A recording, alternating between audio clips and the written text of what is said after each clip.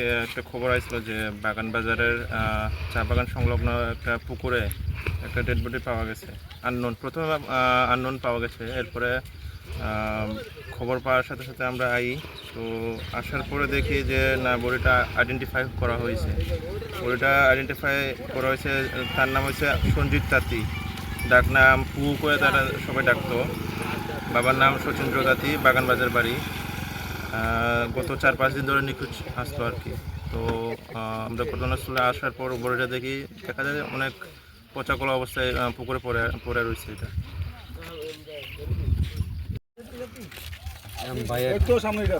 আজকে সকালবেলা কেমনি খবরটা পাইলাম, একজনে গেছিলো আমরা বাড়ির সঙ্গে, তা কইছে তোর ভাই নিয়ে পিতা দেখ যে চিন, তারপরে চিনলে কইতে পারে তোর ভাই। আজকে পাগলের মতন অনেক দিন ধরে ঘুরতেছে, বাড়ি ঘরে যায়, একবার আয় একবার যায়, মানে নিখোঁজের মতন।